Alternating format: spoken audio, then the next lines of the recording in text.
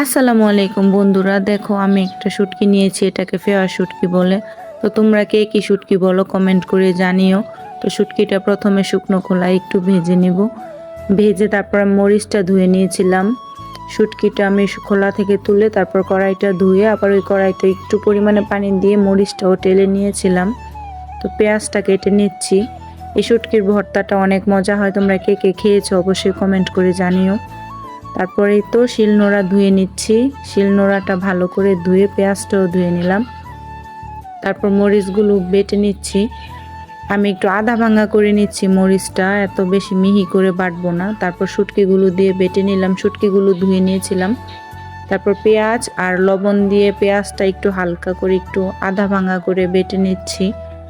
তো এই তো আমার শুটকির ভর্তা তৈরি হয়ে গেছে। তো তোমরা কি এভাবে শুটকির ভর্তা খেয়েছো অবশ্যই কমেন্ট করে জানিও।